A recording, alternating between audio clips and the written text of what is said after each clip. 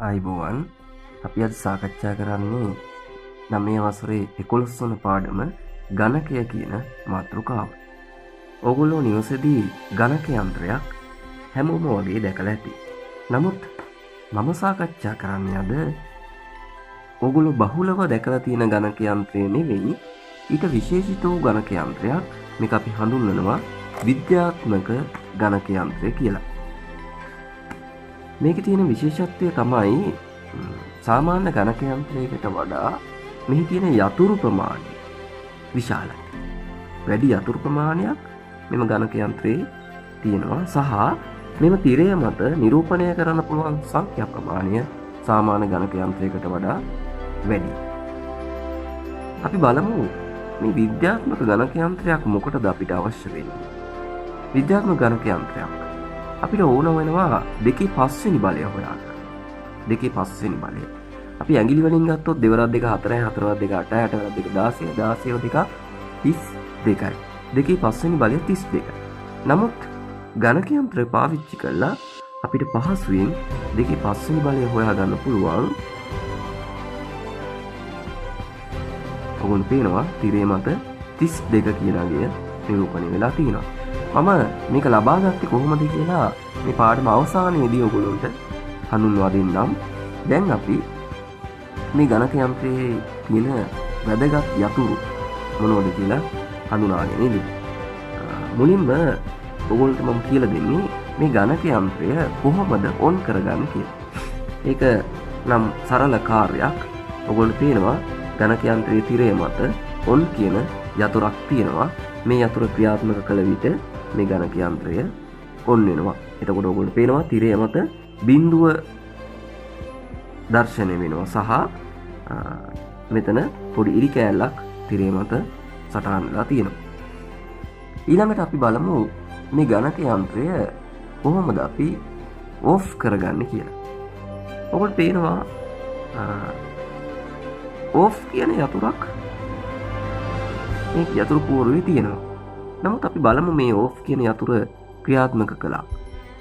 නමුත් ඕගොල්ලන්ට පේනවා මේ ගණක යන්ත්‍රය ඕෆ් වුණේ නම් නැහැ. හැබැයි මේ ඕෆ් කියන යතුරේ අකුරු ලියවිලා තියෙන්නේ කහ පාටට හුරු වර්ණයකින්. එතකොට මේ කහ පාටට හුරු වර්ණය ක්‍රියාත්මක වුණේ නැහැ. එහෙමනම් ඕගොල්ලන්ට සිද්ධ වෙනවා ඊට කලින් shift කියන මේ කහ පාට යතුරු ක්‍රියාත්මක කරන විශේෂිත වූ යතුරු හඳුනා ගන්න. මෙයා මගින් මේ තිරය මත තියෙන නැත්නම් මේ යතුරු පුවරුව මත තියෙන සියලුම කහ පාට යතුරු ක්‍රියාත්මක කරවන්න පුළුවන්. අපි බලමු උදාහරණයක් විදියට shift එක ක්‍රියාත්මක කළා 9 ක්‍රියාත්මක කළා. නමුත් ඔයගොල්ලෝ පේනවා තිරය මත තියෙන්නේ 9 නෙවෙයි T කියන අක්ෂරය. ඒ වගේම තමයි රතු පාට අකුරු ක්‍රියාත්මක කරවන්න පුළුවන්. මේ මෙතන තියෙන ඇල්ෆා කියන යතුර ක්‍රියාත්මක කරන්නේ. හරි. දැන් අපි එහෙනම් අපි මේ ක්‍රියාත්මක කරවන තියෙන කැල්කියුලේටර් එක නැත්නම් විද්‍යාත්මක ගණක යන්ත්‍රය ඕෆ් කරමු. කහ පාට අකුරෙන් ඕෆ් සටහන් වෙලා තියෙන්නේ. එහෙනම් shift එක ඕෆ්. දැන් ඔයගොල්ලෝ පේනවා ඉතින් ඊළඟට අපි ඉගෙන ගන්න ඕන තවත් වැදගත් යතුරක් සමාන ලකුණ.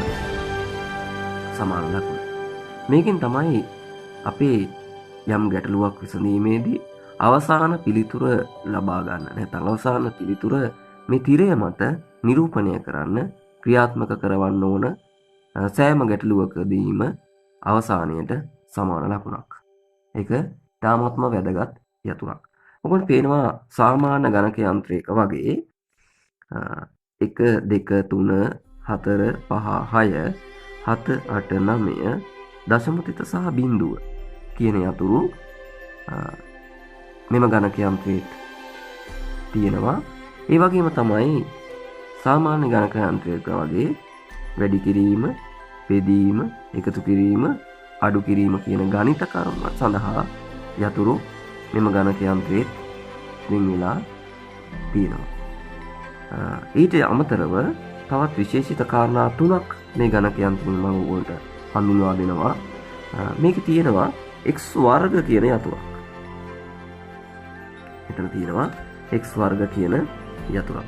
අපිට ඒ යතුර ක්‍රියාත්මක කරවලා අවශ්‍ය නම් යම් සංඛ්‍යාවක වර්ගය තාමත් පහසුවෙන් සොයා ගන්න පුළුවන්. උදාහරණයක් විදිහට 5 වර්ගය නැත්නම් 5 දෙවන බලය 5 වැඩි කිරීම 5 කියන එක 25 කියන අගය මේ යතුර ක්‍රියාත්මක කරවලා පහසුවෙන් අපිට හොයා ගන්න පුළුවන්. ඒ වගේම තමයි වර්ගමූලය කියන යතුර. වර්ගමූලය කියන යතුර ක්‍රියාත්මක කරවලා අපිට පුළුවන් ඕනෑම සංඛ්‍යාවක වර්ගමූලය පහසුවෙන් ලබා ගන්න. උදාහරණයක් විදිහට 25 වර්ගමූලය 5 කියන අගය මේ යතුර ක්‍රියාත්මක කරලා අපිට ලබා ගන්න පුළුවන්කම ලැබෙනවා. තවත් එක යතුරක් තියෙනවා මේකේ අපිට ඉගෙන ගන්න වැදගත්. සමාන ලකුණට ඉහළින් අපිට පේන්න තියෙනවා ප්‍රතිශත ලකුණ. ඒක ක්‍රියාත්මක කරවන්න නම් කහ පාටින් ලියවිලා තියෙන නිසා shift එක ක්‍රියාත්මක කරවන්න අවශ්‍ය වෙනවා. අපි මේවා ඉස්සරහට ඉගෙන ගනිමු කොහොමද මේ යතුරු පාවිච්චි කරලා අපි ගැටලු විසඳගන්නේ කියලා. මුලින්ම අපි සරල ගැටලුවකට යමු. සාමාන්‍ය සුළු කිරීමේ ගැටලුවක්. 22 එකතු කිරීම 31. මේ පළවෙනි ගාන 22 එකතු කිරීම 31.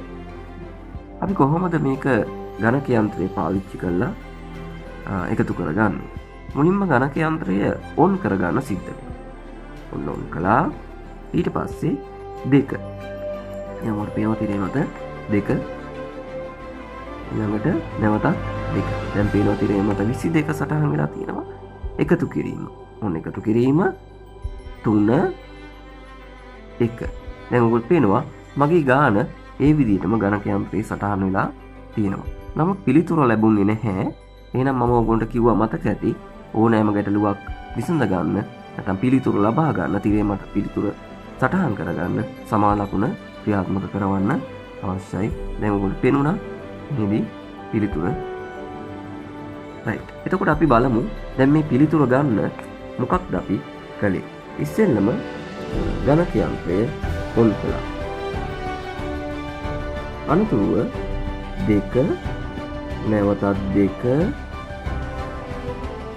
අනතුරුව එකතු කිරීම අනතුරුව 3 අනතුරුව 1. නමුත් පිළිතුර ලැබුණේ නැහැ. අවසානයේදී අපි සමාන ලකුණ ක්‍රියාත්මක කරා. එතකොට අපිට ලැබුණා මේ ගැලීම් සටහනක් කියලා අපි මේක හඳුන්වන්නේ අපේ ගැටලුවට අවශ්‍ය පිළිතුර. තවත් ගැටලුවක් අපි සාකච්ඡා කරමු. දෙවෙනි ගැටලුව 305 අඩු කිරීම 21. 305 අඩු කිරීම 21. 305 අඩු කිරීම 21. සුපුරුදු පරිදි ගණක යන්ත්‍රයට අරගෙන ගණක යන්ත්‍රය ඔන් කරන්න ඕන. ඊළඟට 3.5 305 අඩු කිරීම 2 1. ඔයගොල්ලෝ පේනවා දැන් මෙතන තිරේ මත 305 අඩු කිරීම 21 කියන ගැටලුව නිරූපණය වෙලා තියෙනවා. සමාන ලකුණ ක්‍රියාත්මක කළ විට අපිට පිළිතුර එහිදී නිරූපණය වෙනවා. එතකොට අපි මොකක්ද කළේ මේකෙදී? ගණක යන්ත්‍රය ඔන් කළා. ඊට පස්සේ 3 අනතුරුව 0 ඊළඟට 5. දැන් 305 නිරූපණය වෙලා තියෙනවා. ඊට පස්සේ අඩු කිරීම 2 1. දැන් අපිට 21 නිරූපණය වෙලා තියෙනවා. අවසාන වශයෙන් සමාන ලකුණ ක්‍රියාත්මක කළාම අපිට පිළිතුර ලැබුණා 284 කියන අගය. තුන්වෙනි ගාන අපි බලමු බෙදීමේ ගැටලුවක් කොහොමද විසඳගන්නේ කියලා. 5.52 බෙදීම 6. 5.52 බෙදීම 6. එතකොට මුලින්ම දැන් අපි මුලින්ම ගණන් සටහන ලියලා ඉමු. ඉස්සෙල්ලා ගණක යන්ත්‍රය ඔන් කරනවා. ඊළඟට 5 ඊළඟට දශම තිත ඊළඟට 5 ඊළඟට 2 ඊළඟට බෙදීම ඊළඟට 6 අවසානයේට සමාන ලකුණ. අපි දැන් බලමු අපිට උත්තරේ ලැබෙනවද කියලා ඔය ආකාරයට ක්‍රියාත්මක කළාම. මුලින්ම ගණක යන්ත්‍රය ඔන් කරන්න ඕන. ඊළඟට 5 දශම තිත 5 2 බෙදීම 6. දැන් ඔයාලට පේනවා මේ ගැටලුව නිරූපණය වෙලා තියෙන කිරීම මත සමාන ලකුණ ක්‍රියාත්මක කළා.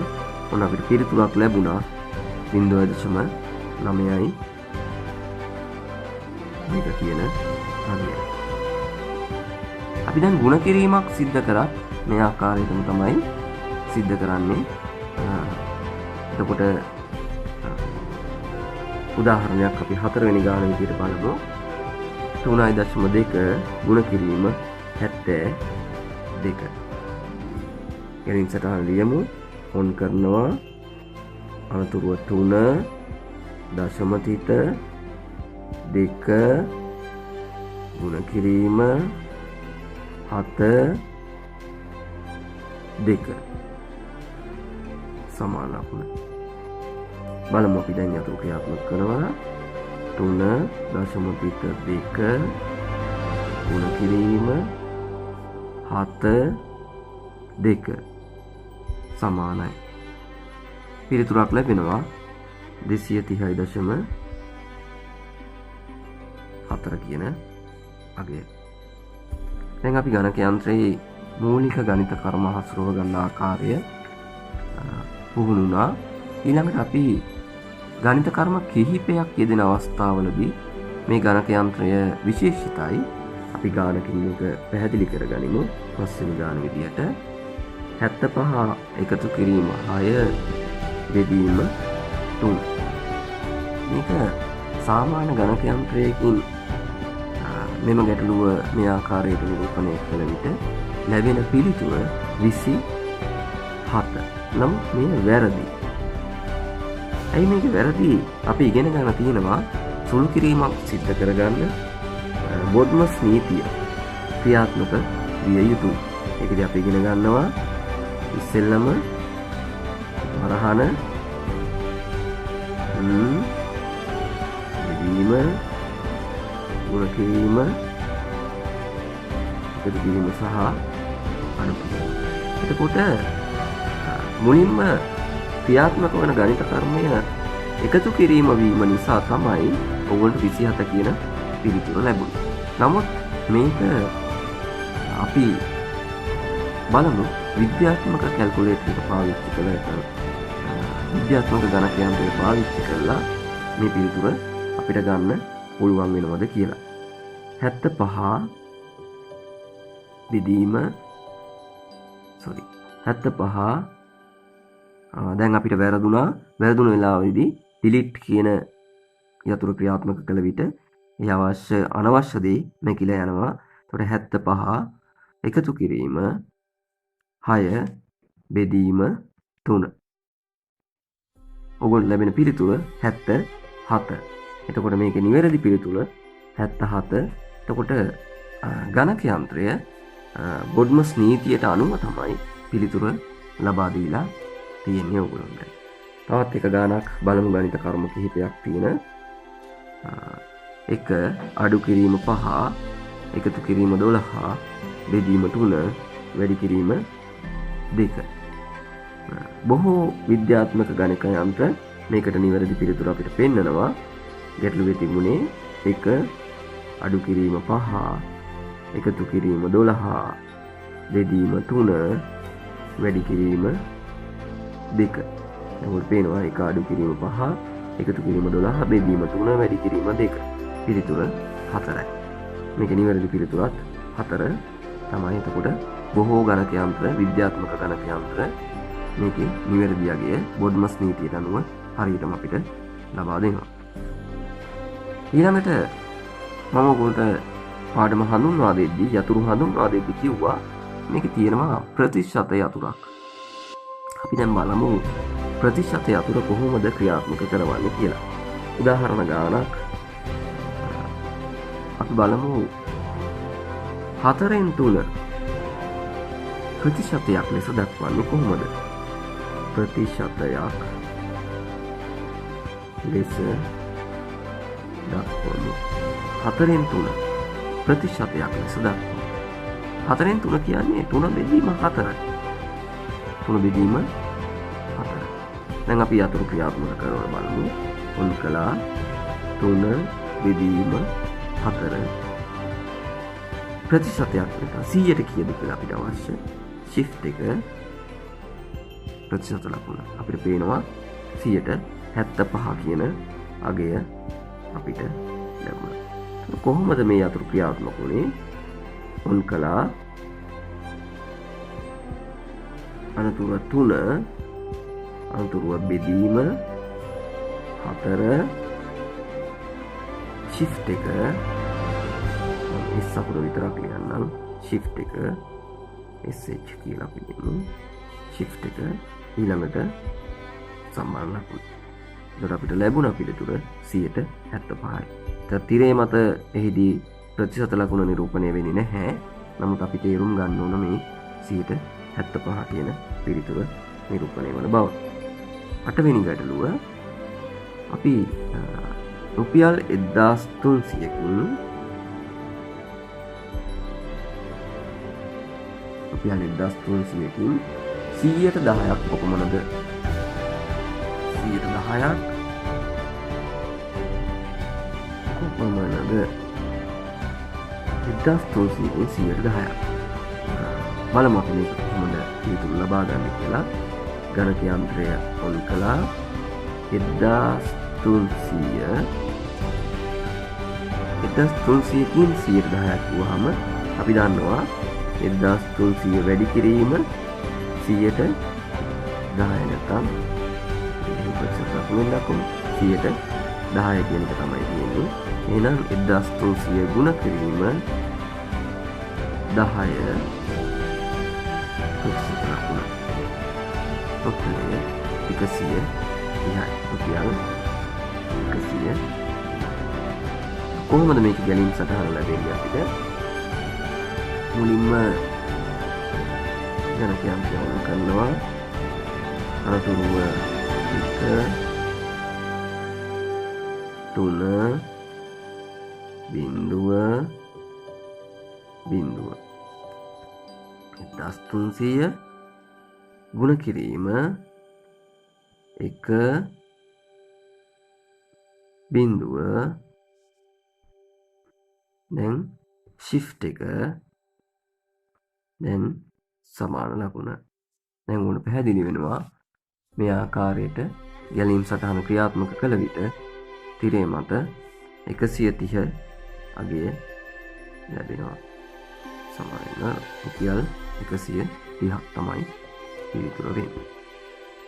රුපියල් 130ක් තමයි පිළිතුර වෙන්නේ. මොකද 1300කින් 110ක් කොපමණ විතර තමයි මෙතන නිරූපණය වුණේ. ඊළඟට අපි සාකච්ඡා කරන්න යන්නේ ඊළඟට අපි ඉගෙන ගත්ත වර්ගය සොයන යතුරු කොහොමද ක්‍රියාත්මක කරවන්නේ කියලා. ඕක මම පෙන්නුවා වර්ගය සොයන්න x වර්ග කියන යතුර අවශ්‍ය වෙන බව. එතකොට අපි බලමු ගැටලුවක්. ගණන් අංකය 9 3.1 වර්ගය නැත්නම් දෙවන බලය. අපිට මේක සරලව කියන්න අමාරුයි. 3 දෙවන බලය කිව්වනම් අපි දන්නවා පිළිතුර 9යි. බලමු ගණක යන්ත්‍රය පාවිච්චි කරලා මේක කොහොමද අපි ලබා ගන්නේ. ගණක යන්ත්‍රය ඔන් කරනවා 3.1 x වර්ග යතුරු පාවිච්චි කරන්න කිව්වා. සමාන ලකුණ පාවිච්චි කරාම අපිට ලැබෙන පිළිතුර 9.6යි 1ක්. 9.6යි 1ක්.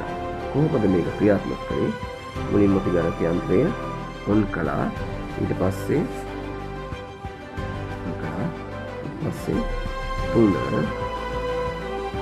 දශම පිට 1 x වර්ග කියන යතුර සමාන ලකුණ. අපිට අපිට ලැබුණා 3.1 වර්ගය කියන 9.6යි 1ක්. 10 වෙනි ගාන විදියට අපි තවත් වෙනස් ගානක් බලමු. 5 දෙවන බලය ගුණ කිරීම 2.1 දෙවන බලය. දැන් බලමු අපි ගණක යන්ත්‍රය පාවිච්චි කරන්න කලින් කොහොමද මේකේ යතුරු ක්‍රියාත්මක කරවන්න ඕනේ කියලා. මුලින්ම ගණක යන්ත්‍රය ඔන් කරනවා. ඊට පස්සේ 5 වර්ගය ඕන නිසා x වර්ගය. ඊට පස්සේ ගුණ කරන්න අවශ්‍ය වෙනවා. ඊට පස්සේ 2 දශම තිත 1 2.1 වර්ගය ඕන නිසා x වර්ගය අතුර අවසානයට සමාන ලකුණ. දැන් උඩ නිරූපණය වෙලා තියෙනවා මේක. අපි බලමු ඒ විදිහට ගණක යන්ත්‍රය ක්‍රියාත්මක කරවලා ඔන් කරන්න ඕන ගණක යන්ත්‍රය ඔන් කළා. 5 x වර්ග ගුණ කිරීම 2.1 x වර්ගය අවශ්‍යයි සමාන ලකුණ. අපිට ලැබෙනවා පිළිතුරක් 110.1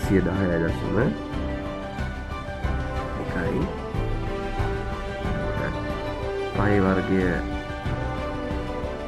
25යි 2.1 වර්ගය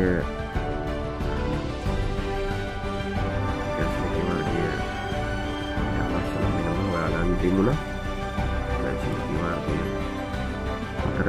4.4යි 1යි 5 වර්ගය 25යි මේ දෙන ගුණ කළාම 110.1 නිවැරදි.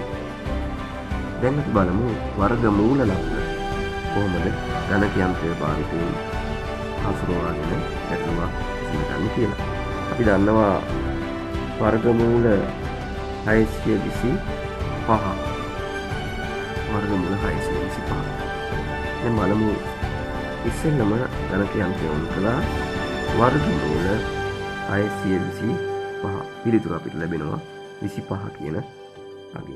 ඒතර කොහොමද මේක වුනේ? සිද්ධ වුනේ ගණක යන්ත්‍රය ඔන් කරන්න සිද්ධ වුණා. ඊළඟට වර්ගමූල ලකුණ ක්‍රියාත්මක කරවන්න සිද්ධ වුණා. 6 2 5 සමාන ලකුණ. එතකොට අපිට ලැබුණා පිළිතුර 25 කියන අගය. අපි අවසාන ගැටලුව විදියට 5.29 වර්ගමූලය කොහොමද ක්‍රියාත්මක කරවන්නේ? ගණක යන්ත්‍රය ඔන් කරන්න ඕනේ. ඊට පස්සේ වර්ගමූල ලකුණ තියෙන යතුරු ක්‍රියාත්මක කරනවා. ඊළඟට 5 ඊළඟට දශම තිත ඊළඟට 2 ඊළඟට 9 ඊළඟට සමාන ලකුණ. බලමු යතුරු ක්‍රියාත්මක කරවලා මුලින්ම ගණක යන්ත්‍රය ඔන් කරන්න ඕන. ඊළඟට වර්ගමූල ලකුණ 5.29 සමානයි. උත්තරයක් එනවා අපිට 2.3 කියන අගය. ඔන්න ගණක යන්ත්‍රය පාවිච්චි කරලා විද්‍යාත්මක ගණක යන්ත්‍රයෙන් කරන්න පුළුවන් කාර්යයන් වලින් ඉතාමත්ම අල්ප ප්‍රමාණයක් ඔයගොල්ලන්ට ඉගෙනුවා. ඔයගොල්ලන්ට පුළුවන් අච්චු පොතේ අභ්‍යාස මාලාව ගණක යන්ත්‍රයක් සමග අභ්‍යාස මාලාව දෙකක් තියෙනවා. 3ක් තියෙනවා. මේවා ගණක යන්ත්‍රය පාවිච්චි කරලා සුළු කරලා මේ ගණක යන්ත්‍රය අතට පුරු කරගන්න ඔයගොල්ලන්ට හැකියාව ලැබෙනවා. මම පාඩම ආරම්භයේදී කිව්වා 2/5 වෙනි බලය හොයන ආකාරය කියලා දෙන්නම් කියලා. ඒක වර්ගය කියන එකට අයිති දෙයක් නෙවෙයි. 5 වෙනි බලය දර්ශකය 5 කියන අගය. එතකොට මේක සාමාන්‍යයෙන් විනාශ ආකාරයකට තමයි ක්‍රියාත්මක කරවන්න තියෙන්නේ. මොකද වර්ගය හොයන්න අපිට තිබුණට 5 වෙනි බලය කියන එකට යතුරක් ඇත්තේ නැහැ. එතකොට ඔන් කළා 2 පවර් කියන එක තමයි මේ තියෙන්නේ. පවර් ඒ කියන්නේ බලය කොච්චරද කියන එක 5 වෙනි බලය. ඔන් කළා 2 බලය 5 සමාන ලකුණ ගුවා. එතකොට පේනවා 32 කියන අගය ලැබුණ ආකාරය. මේ ආකාරයට තමයි මම මුලින්ම පාඩම ආරම්භයේදී 2/5 වෙනි බලය සොයාගත්තේ.